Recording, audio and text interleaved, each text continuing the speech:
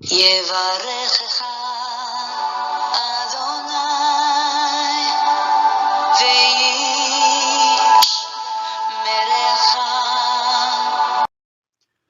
וישמרך. 바레크카 아도나이 베이시메레카.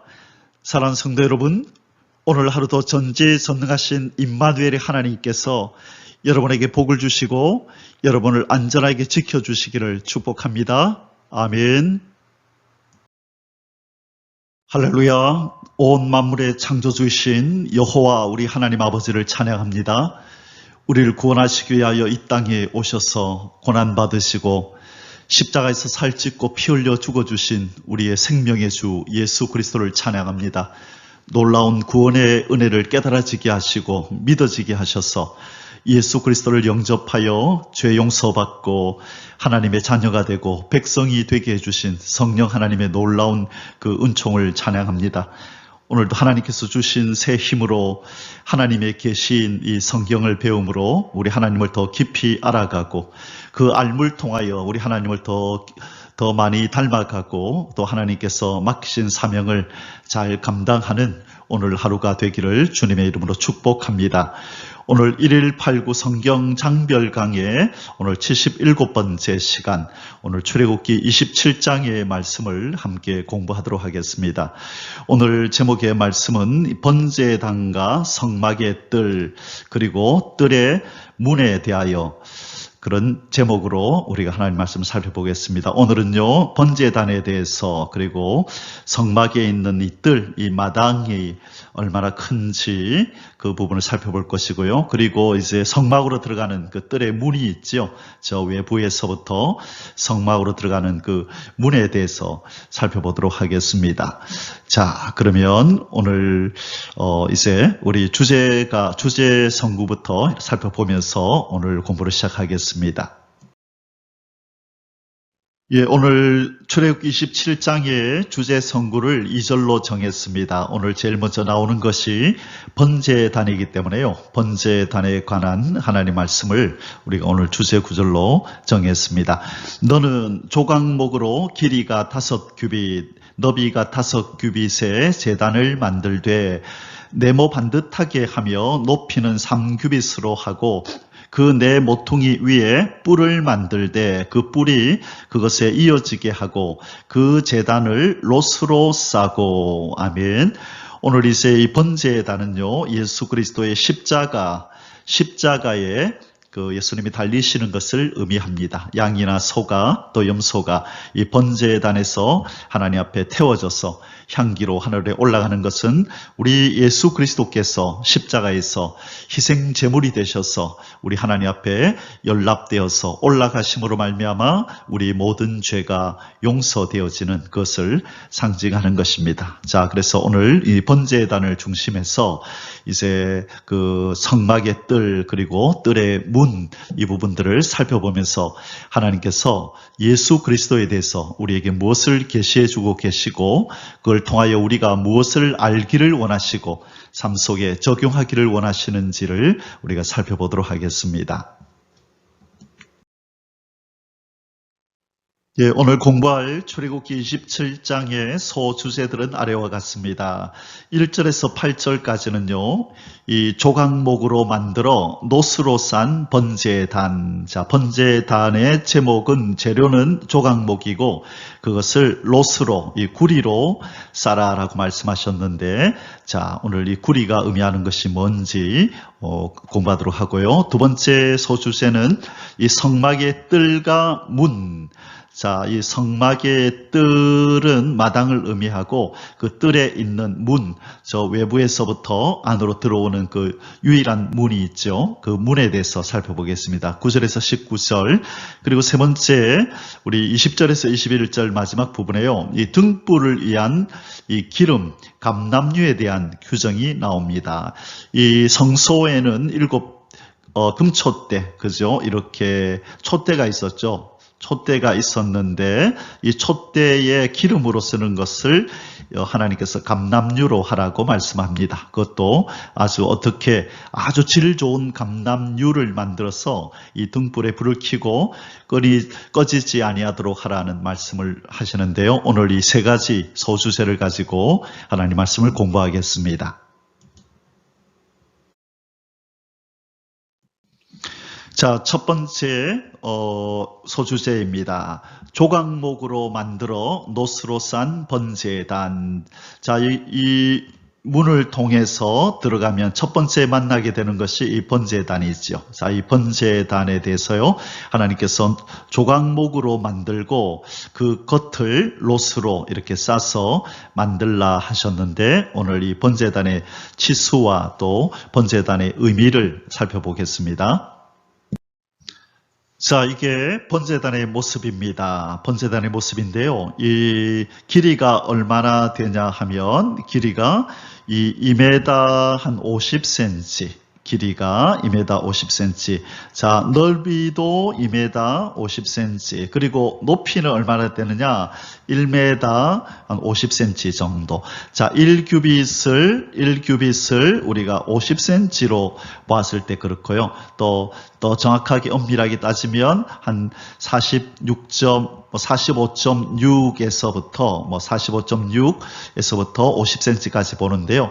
만일 45.6으로 본다면 조금 더 작아질 수 있겠죠. 어쨌든 바로 치수가 대략 2m 50, 2m 50, 높이 1m 50 정도 된다라고 보시면 되겠습니다. 지금 제사장들이 번제단에서 이렇게 희생 제물들을 태우고 있는 모습입니다. 자, 저 밑에서 이제 불이 막 올라오겠죠. 올라와서 위에 있는 제물이 타고 있는 모습. 자, 여기 보니까 뿔이 보이죠. 뿔. 아까 앞에 그림에 선명하게 4개가 다 보였었는데요. 이 뿔은 어떤 정도로 쓰냐면, 위에서 타고 있는 이 제물들이 막 이렇게 뜨겁게 탈 때에 막 몸이 쪼그라들잖아요. 그래서 자칫 잘못하면 옆으로 떨어질 수도 있고 해서 이런 짐승들을 태울 때에 이렇게 이 뿔에다가 이렇게 묶어서 이렇게 고정을 시키는 용도로 그렇게 사용을 했다고 합니다. 나중에는 이 뿔이 이제는 또 새로운 의미로 또 쓰이기도 하지요. 그래서 죄인이 뛰어와서 이 번제단의 뿔을 잡으면 이렇게 하나님께서 용서해 주는 어떤 그런 장면도 성경에 나오고요. 그리고 어떤 제사를 드릴 때는 여기다가 피를 뿌리는 그런 어떤 제사 의식도 있기도 합니다. 자, 나올 때 그 뿔에다가 피를 바른다 그러면 그게 무슨 뜻인지 우리 번제단을 배우고 나면 이제 우리에게 익숙하게 다가올 것입니다. 자, 그러면 이제 본격적으로 성경 속으로 들어가서 이 번제단에 대한 공부를 하도록 하겠습니다. 1번, 조각목을 놋으로 싸서 번제단을 만들라고 명하시는 여호와 하나님. 자, 재질은 뭐로 하래요? 조각목으로. 조각목은 우리가 앞에서 배웠죠. 무슨 나무? 시띠나무. 그리고 지금으로는 아카시아 나무다 그랬습니다. 그것으로 재료를 삼고 그 위에다가 놋으로 싸라. 놋은 구리죠. 그죠? 구리를 의미하고 이 구리를 의미함과 구리인데 이것은 하나님의 심판을 의미하는 거예요. 앞으로 자주 이 놋이라는 재질이 나올 겁니다. 그때 우리는 이것은 하나님의 심판을 의미한다라고 여기면 되겠습니다. 자, 성경 구절을 보겠습니다. 너는 조각목으로 길이가 5규빗, 2m 50이라 그랬죠. 너비가 5규빗의 제단을 만들되 네모 반듯하게 하며 정사각형으로 만들라는 것이죠. 높이는 3규빗, 355, 1.5m로 만들고 그 네 모퉁이에 뿔을 만들되, 그죠? 아까 모퉁이 여기에 뿔, 여기에 뿔, 여기에 뿔, 여기에 뿔, 뿔이 4개가 만들어지는 겁니다. 그 뿔이 그것에 이어지게 하고 이 번제단과 이어지도록 만들어라. 분리되지 않도록. 그 제단을 롯으로 싸고, 자, 놋으로 싸래요. 놋은 구리를 의미하고 이것은 하나님의 심판을 의미한다. 지금 이제 성막, 또 성막들의 이 담, 여기에 이제 그 기둥을 세울 때 거의 다 대부분이 구리로 세운다는 말씀이 계속 나올 거예요. 그럴 때 우리는 이곳이 바로 하나님의 심판이 이루어지는 곳. 여러분, 성막은 하나님의 거룩한 임재가 있는 곳이에요. 그래서 지성소에 들어가 성소와 지성소 안에 있는 모든 재질들은 순금으로 그렇게 만들라고 하잖아요. 순금으로 색깔이 이렇게 칠해지는데, 이 밖에 있는 것들은 대부분이 이렇게 녹과 또 이제 놋의 받침이 되는 것은 은으로 이렇게 하라는 말씀이 나옵니다. 그래서 이 성막은 하나님이 거하시는 집, 은혜와 사랑의 집이기도 하지만 바로 죄를 지은 인생들이 심판을 받는, 대신에 누가 심판을 받죠? 인간 대신에 인간이 끌고 온 양과 소와 이 염소들, 이런 짐승들이 죽임을 당하는, 심판을 당하는 바로 심판의 집이기도 합니다. 이 심판이 지나야, 그죠? 용서가 있고, 그리고 용서 후에 하나님의 자녀가 되는 은혜가, 하나님의 백성이 되는 은혜가 임하는 것이죠. 그래서 이 재료들이 심판을 받는 그 번제단의 관계에 대해서는 대부분이 다 놋으로 이루어졌다라고 기억하시면 좋겠습니다. 자, 안에 재질은 무슨 나무라 그랬죠? 조각목이라고 말씀드렸어요. 조각목은 시띠나무고 아카시아 나무다. 그렇죠? 자, 치수 기억나십니까? 예. 2m 50cm, 이쪽으로도요 2m 50cm, 높이는 얼마나 된다고요? 1m 50cm 정도 된다. 자, 이것이 이제 조각목, 안에 조각목으로 이렇게 만들고, 그리고 이제 겉에는 뭐로 이렇게 칠하라 그랬죠? 구리로 칠하라. 그렇죠? 구리는 롯이다, 그죠? 성경에는 롯이라고 나오고 구리를 의미하고, 이것은 하나님의 심판을 의미한다. 나중에 이제 그 구리뱀, 모세가 들었던 구리뱀 이야기가 좀 나올 텐데요. 거기에도 하나님이 뱀을 구리로 만들라라고 할 때 그것은 심판과 관련이 있다. 자, 나올 때 설명을 좀 드리도록 할게요. 자, 여기 있네요. 이 놋뱀, 이거는 민수기 21장에 가면 이스라엘 백성들이 먹고 마시는 것 때문에 또 하나님 앞에 아주 크게 원망 불평을 늘어놓습니다. 그때 하나님이 광야에서 사는 이 불뱀을 보내어서 이스라엘 백성들을 물게 만드는데요. 그때 하나님이 이 백성들이 울부짖자 하나님께서 모세를 통하여 이제 치료책을 마련하시죠. 그 치료책이 뭐냐 하면, 먼저 장대에다가 뭘 달아라? 뱀을 달아라. 자, 뭐에다가? 장대에다가 뭘 달아라? 2번 뱀을 달아라. 그런데 뱀의 재료를 뭐로 하라? 놋으로 하라. 놋은 구리다 그랬습니다. 왜 하필이면 하나님께서 이 장대에다가 이걸 달라고 하실까? 바로 이것은 요한복음 3장 14절에서 16절에서 예수님이 친히 말씀하시죠.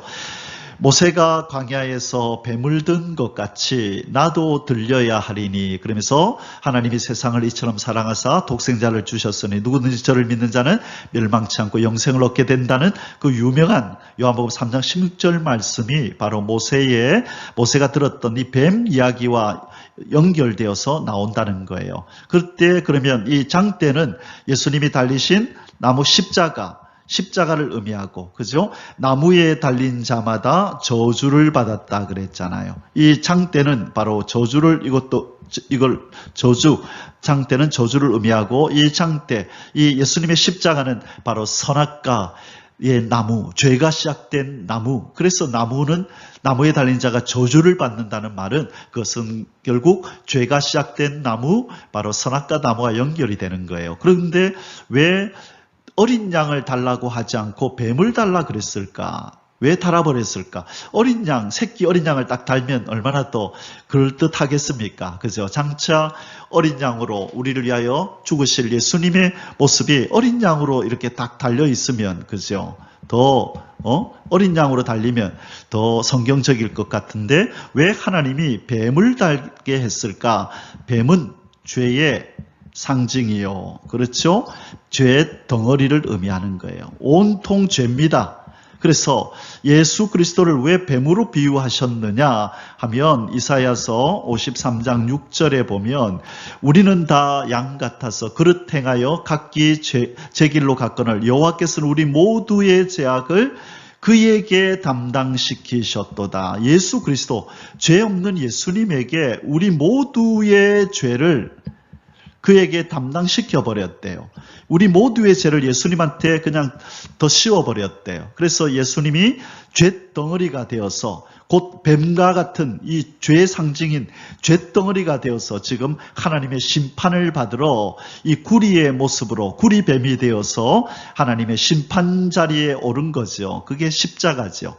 그래서 하나님의 공의가 아들일지라도 인간의 죄를 다 뒤집어쓰고 올라간 죄덩어리, 이 뱀 같은 이 뱀처럼 변해버린 예수 그리스도에게 하나님께서 가차없이 심판을 쏟아부으시는 일이 일어난 것입니다. 그래서 예수 그리스도가 바로 모세가 든 이 장대에 달린 놋뱀을 상징하게 된 것입니다. 그래서 이것은 예수님의 십자가를 상징하고, 그래서 이 예수님이 우리를 대신하여 죽으심으로 우리에게는 어떤 일이 벌어지죠? 죄 용서가 일어나고, 그렇죠. 죄가 용서받고, 두 번째 우리의 모든 질병이 치료를 받는 일이 일어났다고 이사야 53장에서 말씀합니다. 그래서 바로 이 장대에 달린 이 뱀이 무엇의 상징이 되냐면 세계보건기구의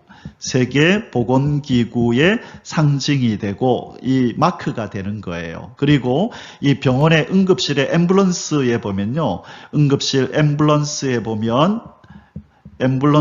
보면 바로 이 장대에 달린 뱀의 모습이 그려져 있습니다. 여러분 유심히 앰뷸런스 지나갈 때 그 옆이나 뒤를 보시면 바로 모세가 들었던 이 장대에 달린 뱀의 모습이 있습니다. 그것은 바로 치료를 상징하기 때문이다. 그렇게 이해하시면 되겠습니다. 2번, 죄를 담는 통가, 부삽가, 대야와 갈고리, 불 옮기는 그릇도 다 놋으로 만들라고 명하시는 여호와 하나님. 자, 지금 이 번제단에 필요한 이 재료들이, 그렇죠, 이 도구들이 다 놋으로 만들어졌다는 것, 의미가 있다 그랬죠. 자, 성경을 한번 읽어보겠습니다. 죄를 담는 통가, 부삽가, 대야와 고기 갈고리와 불 붙이는 그릇을 만들 때 제단의 그릇을 다 놋으로 만들지며, 왜 다 놋으로 만들라고 하는지 이제는 좀 이해가 되시죠? 일단 놋은 이 불을 다루어야 하니까, 그죠? 불에 잘 견뎌야 하고, 그리고 바로 놋은 뭘 상징한다? 심판을 상징한다. 그래서 심판을 상징하는 이 번제단에 쓰이는 모든 이 부속 기구들도 하나님께서 놋으로 만들라고 말씀을 하신 것입니다. 자, 여기 좀 큰 그림으로 제가 이렇게 만들었습니다. 그림을 올려놨습니다. 이 통가, 그죠? 부삽, 이 삽가, 그리고 이제 그 타버린 그 고기의 재들을 쓸어 담아야 되겠다, 그죠? 그리고 이 꼬챙이 같은 것도 있네요. 고기를 이렇게 찍어서 뒤집고 할 때 아마 쓰겠다, 그죠? 이런 도구들도 다 놋으로, 구리로 만들었고, 이것은 심판을 의미한다. 일단은 불에 잘 견뎌야 되니까 놋으로 사용하면서 바로 그것은 심판을 의미한다 말씀드렸습니다. 자, 세 번째로 번제단을 위한 그물과 채도 조각목에 놋을 입혀 만들라고 명하시는 여호와 하나님. 이제 번제단 안에다가 이렇게 넣을 그 채, 그리고 이게 이제 이쪽이 채인데요. 그 안에 이제 그물망이 있겠죠. 그죠? 이렇게 만들어서 요걸 들어서 이제 번제단 안에다가 넣는 것입니다. 바로 그 채와 이 그물이 있는 이 채를 만들라고 하시는데, 어떻게 만들라고 하시느냐? 제단을 위하여, 이때 제단은 번제단이죠. 번제단을 위하여 이것도 놋으로 만듭니다. 그물을 만들고, 안에 그물을 만들고, 그 위 내 모퉁이에 놋 놋고리 넷을 만들어. 자, 놋고리 넷을 만들어. 나중에 큰 그림으로 보여드릴게요. 그물을 제단 주위 가장자리 아래 곧 제단 절반에 오르게 할지며 그 제단을 위하여 채를 만들 때, 그 번제단을 위하여 채를 만들 때 조각목으로 만들고 놋으로 쌀치며, 그것도 놋으로 쌀하죠. 제단 양쪽 고리에 그 채를 꿰어 제단을 매게 할지며 제단은 널판으로 속이 비게 만들되. 자, 제단은 번제단 아까 컸잖아요. 그죠? 2m 50, 2m 50, 1m 50. 근데 너무 무거우면 이걸 이동할 때 너무 힘이 들죠. 그래서 이동하기 용이하도록 그 나무로 조각목으로 만드는데 안이 비어 있도록, 그리고 거기에다가 노스를 칠해서 번제단으로 사용하는데, 최대한으로 가볍게 하기 위해서 속이 비게 만들되 산에서 내게 보인 대로 그들이 만들게 하라. 시내산에서 내가 너희에게 보여줬지. 너에게 모세야 바로 그 모습 그대로 백성들한테 설명해서 그렇게 만들게 하라 하십니다. 자, 이제 그림을 한번 볼게요. 이렇게 생겼습니다. 자, 지금 이 번제단이 이렇게 있고, 그죠? 번제단이 있는데 그 번제단 안에 쓸 이 채를 만들라는 거예요. 채. 이 채가 바로 여기 있는 이게 채인데, 자, 이 채에 보니까 이렇게 고리가 이렇게 4개가 있네요. 이것도 나중에 뭐 이렇게 드러내고 올리고 할 때 쓰려고 여기다 고리를 만들어서 이렇게 합니다. 그래서 채에다가 이제 그물을 놓아서 이렇게 번제단 안에다 넣을 수 있도록 이렇게 만들라고 조금 전에 설명을 한 것입니다.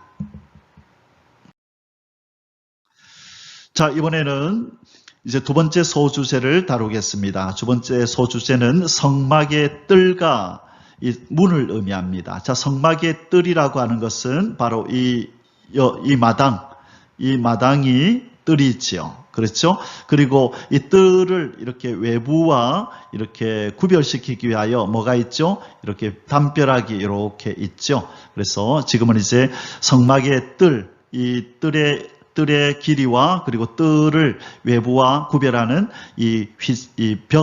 벽을 어떻게 만들며 치수는 어떻게 되는지, 그리고 이 동쪽으로 나 있는 이 문은 어떻게 만들라고 말씀하시는지 바로 그 부분을 다루는 것이 두 번째 소주제입니다. 9절에서 19절입니다.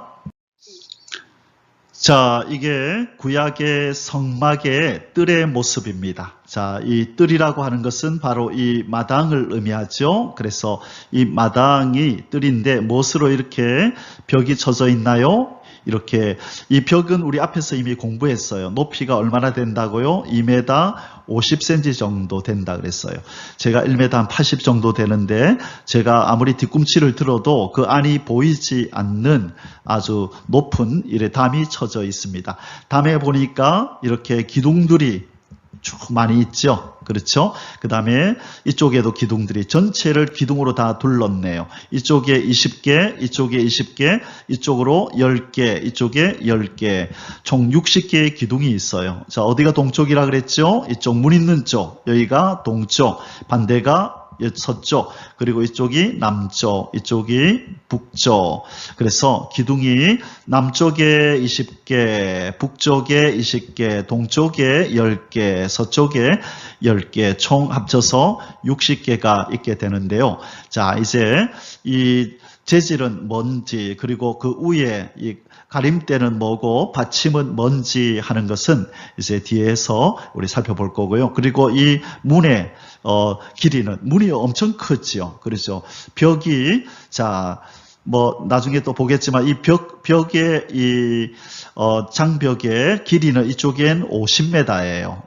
이쪽도 50m. 그러면 이쪽은 반이거든요. 이쪽은 25m. 이쪽도 25m 돼요. 그런데 총 25m 중에서 이 문의 길이가 아주 넓이가 넓지요. 얼마나 될지 참 유심히 이제 뒤에 가서 살펴보도록 하겠습니다. 우리가 좀 전에 배웠던 이 번제단은 바로 문을 열고 들어가면 바로 앞에 번제단이 있었던 것으로 유추됩니다. 자, 그러면 우리 성경 속으로 들어가서 자세히 보도록 하겠습니다. 자, 1번 성막 뜰의 치수와 그 포장 재료, 자, 이 성막의 이 뜰의 치수와 이 포장 재료, 이 벽의 재료가 뭔가에 대해서 9절에서 15절에 나옵니다. 너는 성막의 뜰을 만들지니 남쪽을 향하여 뜰 남쪽에 너비가 100규빗의 세마포 희장을 쳐서 그 한쪽을 당하게 하고, 자, 남쪽이 나왔네요.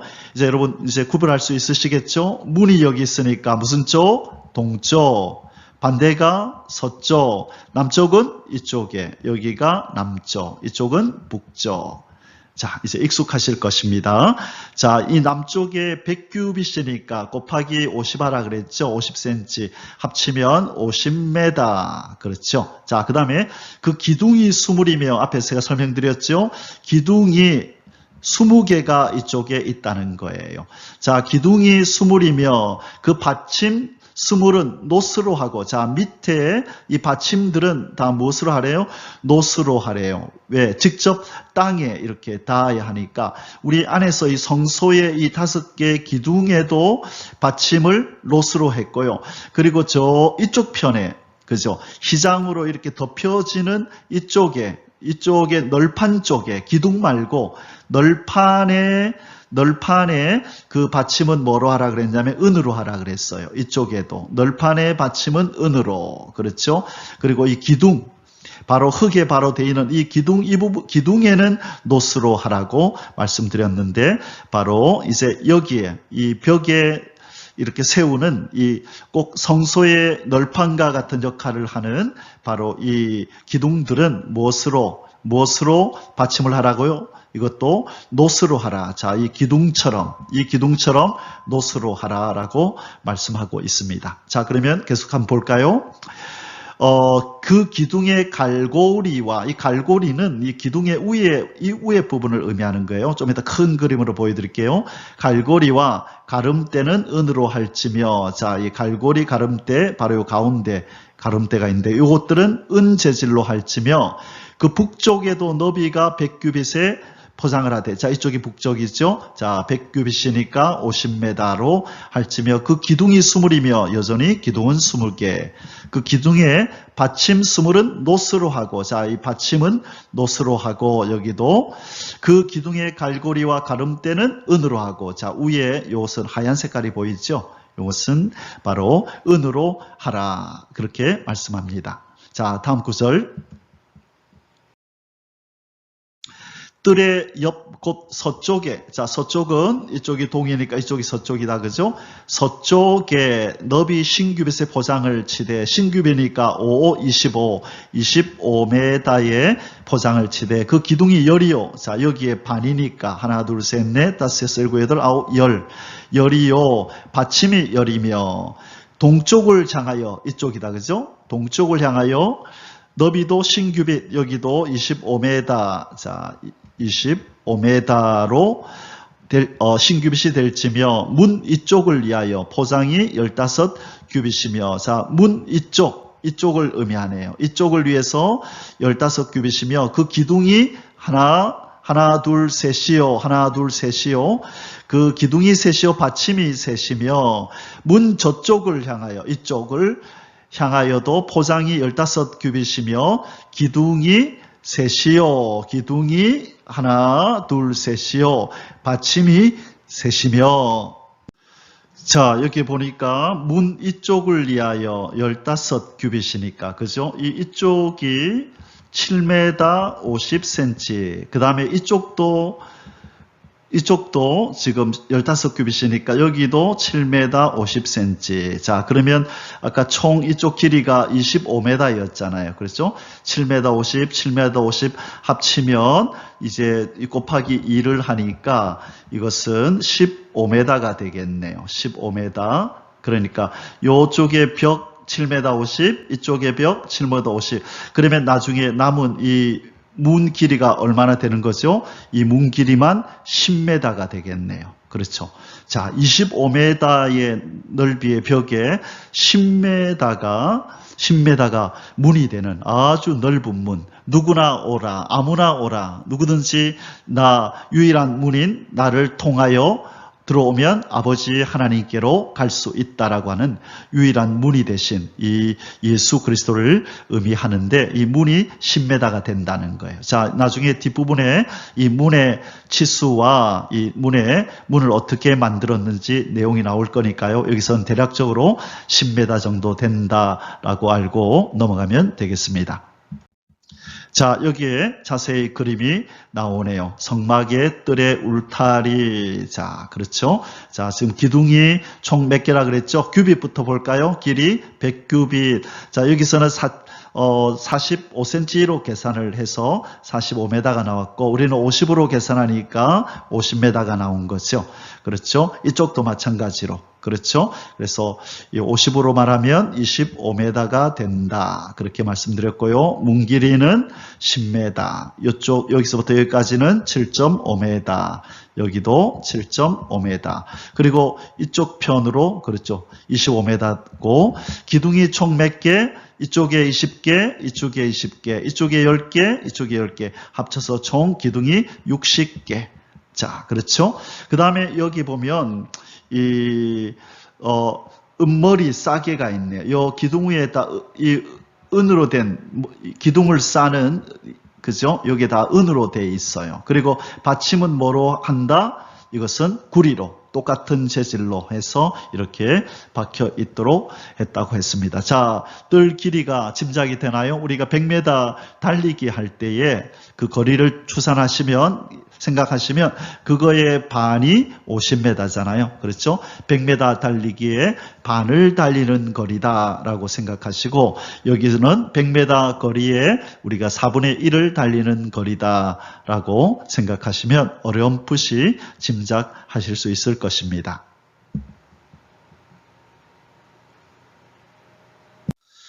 사랑하는 성도 여러분, 우리가 성막에 여러 가지 어떤 뜰의 넓이 또 이렇게 너비 여러 가지 치수를 보면서 우리가 이 부분을 많이 안 다루고 넘어간 것 같아요. 이 성소와 지성소가 있는 이 성소의 길이는 얼마나 될까? 총 30규빗입니다. 30규빗이면 곱하기 50cm 하면 총 15m가 되겠다. 그죠? 15m 중에서 여기 이 성소의 길이가 20규빗 곱하기 50을 하면, 그렇죠. 요 10m가 되겠네요. 10m. 그 다음에 이쪽에 지성소는 10규빗이니까 곱하기 50 하면 5m가 되고요. 그 다음에 이쪽에 가로로는 5m입니다. 5m. 그래서 이 지성소는 5m 정사각형이 되고, 이 성소는 5m, 10m 이렇게 직사각형이 됩니다. 자, 이해가 되셨죠? 자, 우리가 이 성막을 공부하면서 자세히 기억할 필요는 없지만 대충 이 정도 된다라고 참고해 놓으시고, 나중에 또 다시 한번 공부를 해야 될 경우에 이 영상을 보시면서 치수를 다시 복습하면 좋겠습니다. 자, 우리 1번에서는 성박들의 치수, 그리고 성막을 이렇게 외부와 막고 있는 담의 치수와 재료를 살펴봤고요. 이제 두 번째로 2번 성막문의 재료와 치수, 이 성막문, 그죠? 동쪽에 나 있는 이 성막문의 재료와 치수를 살펴보겠습니다. 16절에서 19절. 뜰문을, 자, 성막문을 뜰문이라고 표현했네요. 뜰문을 위하여는 청색, 자색, 홍색 실과 가늘게 꼰 배실로 수노와 짠 20규빗의 휘장이 있게 할지니, 자, 20규빗이다, 그죠? 곱하기 50cm 하면은 이 10m, 그렇죠? 아까 제가 문 길이가 10m라 그랬죠? 10m의 휘장이 있게 할지니 그 기둥이 넷이요. 자, 기둥을 세웠는데 하나, 둘, 셋, 넷으로 세웠다는 거예요. 기둥이 넷이요, 받침이 넷이며 뜰 주위 모든 기둥의 가름대와 갈고리는 은이요. 자, 그렇죠. 위에 놓는 거 있죠. 요거는 은이요. 그 받침은 노시며, 아까 옆에 벽에 기둥과 받침, 갈고리 똑같은 재질입니다. 자, 받침은 노시며 뜰의 길이는 100규빗이요. 아까 이거는 뜰 우리는 했었다, 그죠? 규빗이니까 이 뜰 얘기하는 거죠. 이 뜰. 여기는 100규빗 50m요. 그렇죠? 너비는 신규빗이며 여기는 신규빗이니까 곱하기 50 하면 25m요. 지금 그 이야기를 다시 하는 겁니다.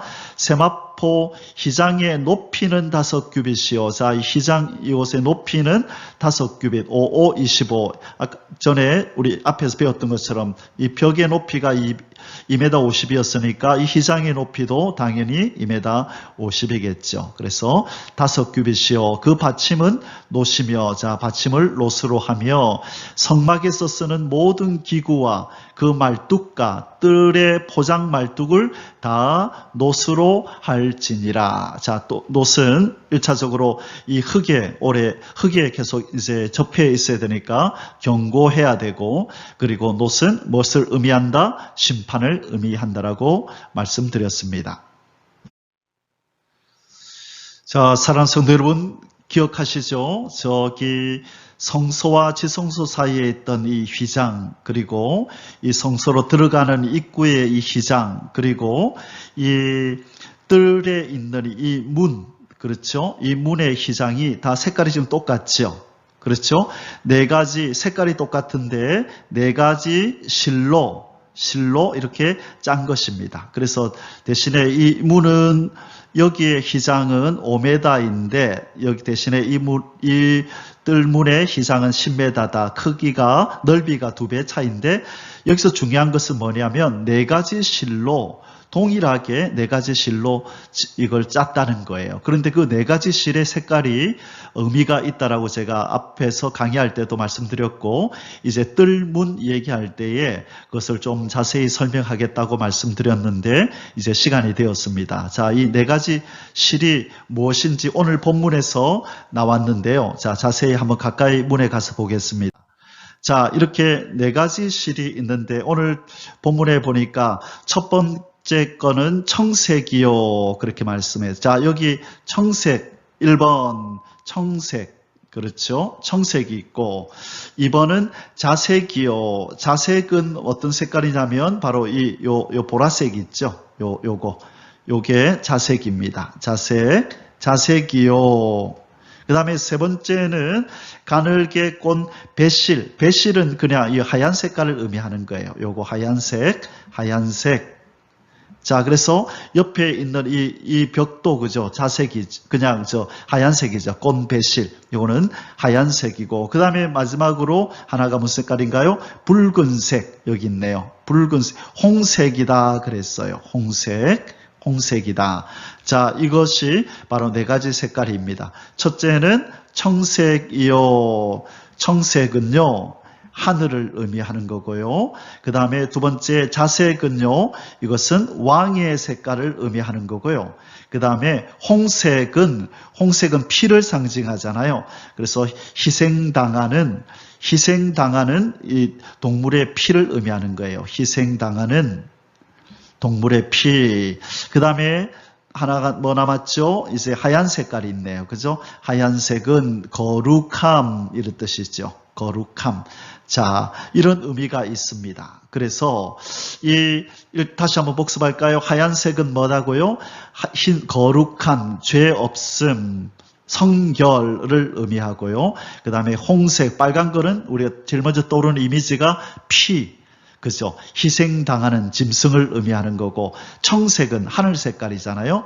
하늘. 그 다음에 자색, 보라색은 왕의 색깔을 의미하는 거예요. 자, 그래서 이 4가지 색깔은 뭐와 관련이 있냐면, 조금 전에 제가 말씀드렸듯이, 자, 이제 이 이미지는 왕, 거룩함, 하늘, 피, 희생, 이런 의미가 있다 그랬어요. 자, 이것은 뭐와 연결이 되냐면, 자, 조금 전에 그 뜰문에 나온 색깔 4가지 생각이 나시죠? 첫째가 무슨 색깔? 자색, 그렇죠? 그 다음에 홍색, 그 다음에 흰색, 그 다음에 청색이었어요. 자, 자색은 누구의 색이라 그랬죠? 왕의 색깔이라 그랬어요. 왕들이 입는 옷에 이 자색이 있어서 자색이 많이 들어서 자색은 바로 왕을 상징하는 색깔이다라고 말씀드렸고요. 나중에 예수님이 그 십자가에 못 박히실 때에 그때 이 로마인들이 이 예수님을 희롱한다고 자색 옷을 입혀서 네가 유대인의 왕이라면서 하고 그 자색을 입혀서 희롱하는 장면이 나옵니다. 자, 그래서 이 사복음서와 이것들은 관련이 있는데요. 예수님이 왕이라고 하는 부분을 강조해서 이렇게 기록하고 있는 성경이 어디냐? 마태복음이에요. 그래서 마태복음을 무슨 복음이라고 부르냐면 왕의 복음이다. 예수님은 유대인의 왕이다. 그래서 마태복음 1장 1절에 시작할 때 아브라함과 다윗의 자손 예수 그리스도다. 그래서 예수님이 유대인이면서 다윗의 후손 왕이다는 것을 강조하는 거예요. 자, 그리고 홍색은 피를 의미한다 그랬죠. 희생하는 종, 바로 희생하는 종을 의미하는 거예요. 그래서 이 희생하는 종의 의미는 이 희생할 때 희생양, 대제사장이 그 제물을 드릴 때는요, 송아지를 바치거든요. 그래서 일반 평민들은 뭐 염소나 양을 바치지만 대제사장은 송아지를 바친다고요. 그래서 이 종의 이 피는 누구의 피를 상징하느냐면 송아지 피를 의미해요. 송아지 피. 그래서 예수님은 희생당하시는 종이시다. 희생당하시는 대제사장이신데 바로 희생하는 종의 모습을 강조하면서 기록하고 있는 성경이 뭐냐? 바로 그게 마가복음이에요. 그래서 마가복음을 신학자들은 무슨 복음이라고 부르냐면 송아지 복음이다. 그렇게 불러요. 자, 이해가 되셨죠? 그리고 아까 그 문에 색깔이 흰색이 있었죠. 흰색은 거룩한, 성결함, 이걸 의미한다 그랬잖아요. 그래서 이 흰색은 거룩하고 흠이 없는 인간이신 예수, 바로 인자이신 예수님을 바로 상징하는 색깔이에요. 그래서 바로 이 부분, 예수님이 완전한 인간이시다, 죄 없는 인간이시다를 말씀해 주는 복음이 뭐냐? 이것이 바로 누가복음이에요. 그래서 누가복음에 보면 예수님의 어린 시절의 이야기가 많이 나와요. 왜냐하면 예수님의 인성을 강조하는 복음이기 때문에 그래요. 그래서 이 누가복음은 예수님의 인자이신 예수님을 강조한다. 자, 그래서 인간의 얼굴을 한, 나중에 이제 요한계시록하고 연결이 되는데요. 인간이신 예수님을 강조한다. 그렇게 이해하시면 되고요. 그 다음에 청색이 나왔죠. 청색은 하늘을 의미한다 그랬어요. 그래서 청색은 하나님이신 예수 그리스도를 의미하는 거예요. 하나님이신 예수. 그래서 요한복음 1장 1절에 보면 태초에 말씀이 계시니라, 이 말씀이 하나님과 함께 계셨으니 이 말씀이 곧 하나님이시니라. 그렇죠. 말씀이신 예수님이 곧 하나님이라는 걸 나타내는, 그래서 하늘에서 내려오신 하나님이시다. 하늘에서 내려온 하나님이 예수님. 그래서 요한복음은 바로 하나님을 나타내는 거예요. 그래서 이 하늘에서 내려온 예수님을 나타낼 때 바로 이것을 강조하는 게 우리 하늘색이라고 말씀드렸죠. 자, 그러면 다시 우리 동물 이야기가 나왔으니까 종은 이 희생하는 송아지를 의미한다 그랬죠. 왕은요, 그럼 동물로 바꾸면 뭐가 나오냐면요, 이 동물의 왕, 이 사자가 나와요. 그래서 마태복음은 왕의 복음 또는 무슨 복음? 사자복음이라고 불러요. 그리고 마가복음은 종의 복음 또는 송아지 복음이라고 부르고요. 그리고 누가복음은 인간이신 하나님에 대해서 말씀하고 이 인간의 얼굴을 이렇게 상징하는 거예요. 자, 그 다음에 요한복음은 바로 어떤 하나님? 자, 요한복음은 어떤 예수님에 대해서 얘기한다고요? 하나님이신 예수님, 하늘에서 내려온 예수님. 그래서 바로 이 동물로 바꾸자면 뭐냐면 하늘의 제왕 독수리를 상징해요. 그래서 요한복음은 하나님이신 예수님을 강조하시는데 동물로 바꾸면 뭐다? 독수리다. 그래서 요한복음을 독수리복음, 마가복음을 송아지복음, 마태복음을 사자복음이다, 이렇게 표현하는 거예요. 그래서 그 성막에 있었던 4가지 색깔의 실은 바로 예수 그리스도를 의미하고 예수 그리스도의 사역, 예수 그리스도의 속성, 예수님의 성품 또는 예수님의 사역을 의미한다라고 신학자들은 얘기를 한다는 거예요. 자, 참고로 알아두시면 좋겠고요. 자, 그러면 이것이 이제 요한계시록 4장, 5장과 연결이 되는데요. 다음 그림을 보겠습니다.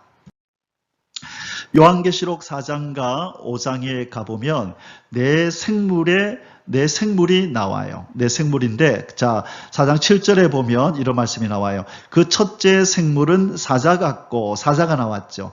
네 생물이 하나님 보좌를 이렇게 둘러싸고 있는데, 사자가 나왔대요. 사자는, 자, 왕이라 그랬죠? 왕. 맹수의 왕. 그래서 왕이신 예수님을 나타내는 복음은 마태복음 그랬죠. 그리고 그 구약의 그 성문의 그 문의 실로는 무슨 색깔? 무슨 색깔에 그랬죠? 왕의 색깔이니까 자색을 의미한다고 말씀드렸어요. 그렇죠?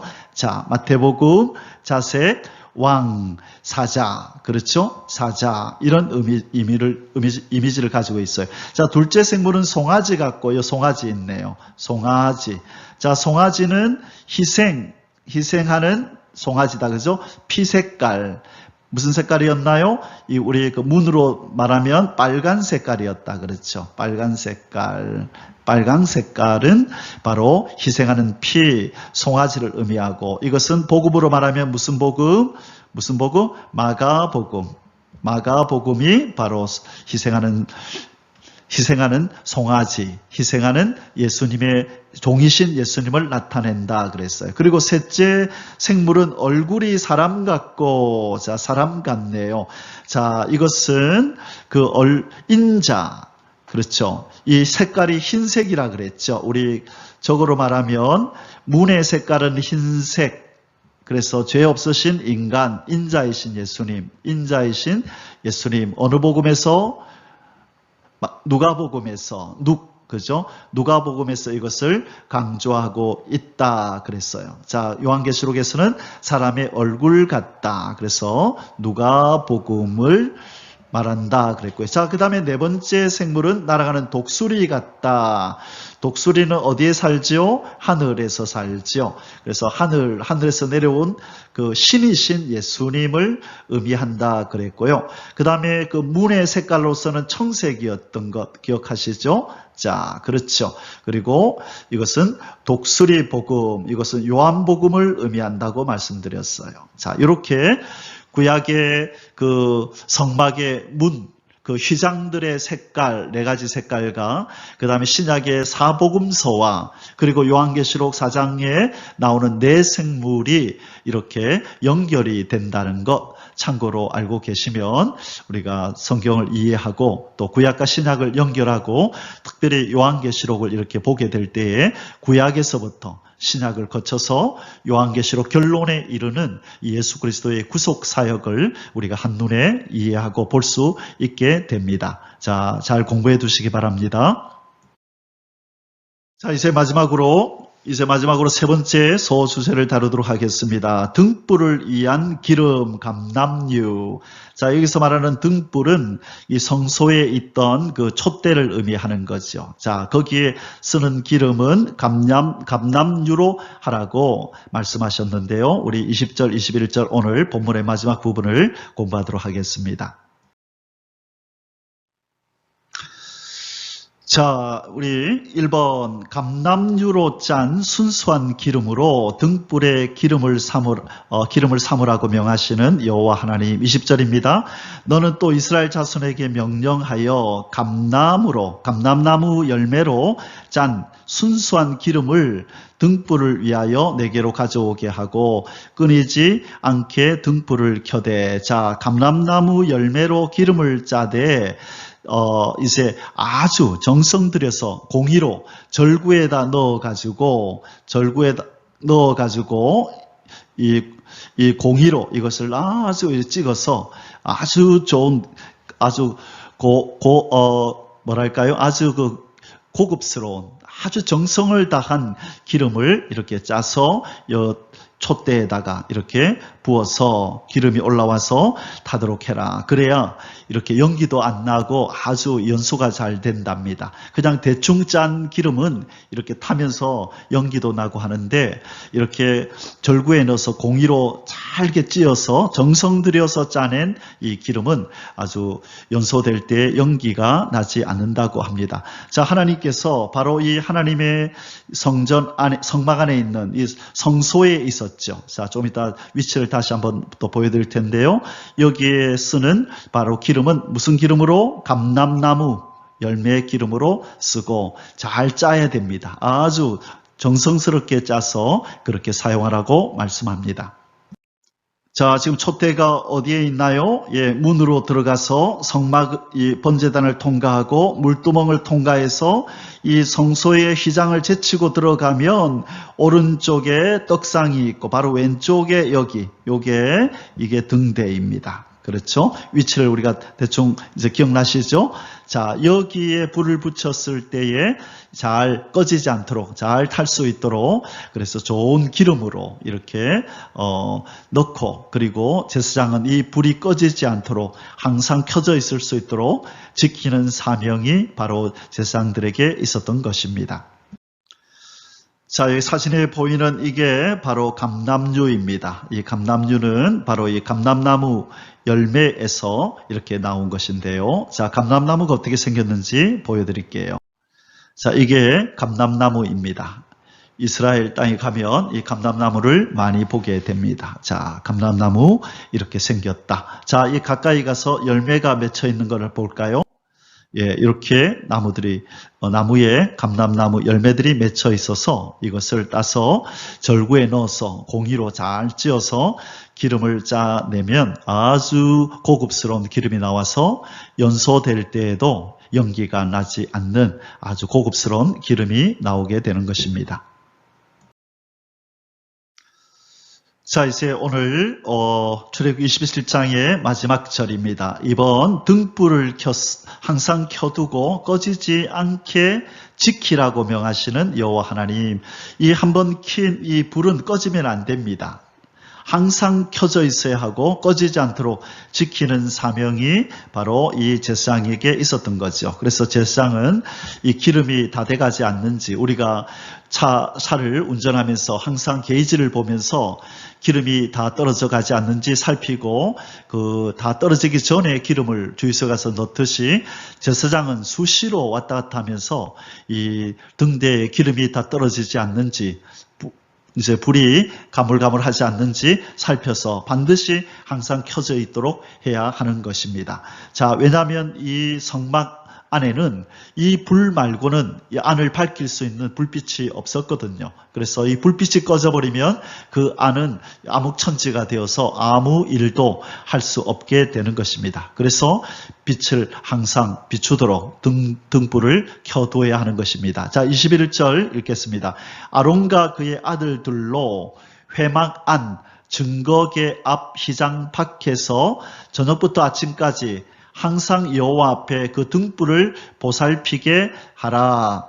이는 이스라엘 자손이 대대로 지킬 규례이니라. 자, 영원한 세상의 빛이신 예수 그리스도를 말씀할 뿐만 아니라 우리가 바로 이 예수님의 빛을 받아서 우리도 빛의 자녀가 되었잖아요. 그래서 이 빛의 사명을, 이 역할을 우리도 꺼트리면 안 된다는 거죠. 이 어둠이 땅을 덮고 캄캄함이 만민을 가리운 이 어둠의 때에 우리는 빛의 자녀로서 우리의 빛이 꺼지지 않도록 늘 성령의 기름으로 늘 채워져야 하고 항상 세상을 향하여 비출 수 있는 그런 하나님의 사람이 되라고, 빛의 자녀들이 되라고 하나님께서 말씀하시는 구절이 바로 오늘 출애굽기 27장 21절입니다. 등불을 보살펴라, 꺼지지 않도록 하라. 그죠? 항상 켜져 있도록 지키라고 말씀하십니다. 바로 우리에게 주시는 말씀인 줄 알고 빛의 사명을 감당하는 저와 여러분이 되시기를 주의 이름으로 축원합니다. 아멘. 자, 이제 오늘 말씀의 결론을 내리겠습니다. 자, 사랑하는 성도 여러분, 오늘 출애굽기 7장 우리가 이 번제단에서 배웠고요. 번제단을 배웠고 성막들 그다음에 벽을 그죠? 뭐 어떤 치수로 무엇으로 또 재료를 가지고 만드는지 특별히 뜰의 이 문은 어떻게 만드는지 그 실이 네 가지 실이 의미하는 것이 무엇인지를 쭉 공부했고요. 조금 전에 우리 감람기름 짜는 거, 감람나무 그리고 등대에 불이 꺼지면 안 된다는 말씀을 드렸는데 오늘 결론으로서는 이 번제단에 대한 말씀으로 오늘 결론을 맺기를 원합니다. 자, 번제단은 무엇을 제가 상징한다고 말씀드렸죠? 예수 그리스도의 십자가를 예표하는 거예요. 그래서 그 위에서 그래 인간의 죄 때문에 죽어갔던 다른 짐승들 양과 염소와 이 송아지는 바로 우리 죄 때문에 십자가에서 죽으시는 바로 예수 그리스도를 상징하는 거죠. 자신을 들여서 하나님의 심판을 받는 곳, 우리가 받아야 될 심판을 놋 번제단에 올라가서 놋 번제단, 그죠? 이 구리 번제단에 올라가서 하나님의 심판을 받는 예수 그리스도의 모습이 바로 이 번제단에 어려져 있다는 것이죠. 고린도후서 5장 14절 15절 오늘 결론의 말씀입니다. 그리스도의 사랑이 우리를 강건하시는도다. 우리가 생각하건대 한 사람이 모든 사람을 대신하여 죽었은즉 모든 사람이 죽은 것이라. 그가 모든 사람을 대신하여 죽으심은 살아있는 자들로 하여금 다시는 그들 자신을 위하여 살지 않고 오직 그들을 대신하여 죽었다가 다시 살아나신 이를 위하여 살게 하려 함이라. 왜 예수님께서 이렇게 번제단 같은 십자가에서 죽으셨다고요? 다시는 우리가 우리 자신을 위하여 살지 않고 우리를 위하여 이렇게 십자가의 번제단에서 대신 죽어주신 예수 그리스도를 위하여 살게 하려고 그렇게 죽어주셨답니다. 사랑하는 성도 여러분, 고마우신 우리 주님의 그 은혜를 생각하며 다시는 우리 자신을 위하여 살지 말고 사나 죽으나 우리는 주의 것이라 고백하면서 우리에게 주신 생명, 호흡, 이 시간들을 우리를 위하여 죽으셨다가 다시 살아나신 바로 예수 그리스도를 위하여 살아가는 그런 삶이 되시기를 주의 이름으로 축복합니다. 오늘 하루도 성령 하나님의 도우심으로 이 성령의 기름 부음이 충만하여서 세상의 빛의 사명을 잘 감당하며 살아가기를 주님의 이름으로 축복합니다. 아멘. יברכך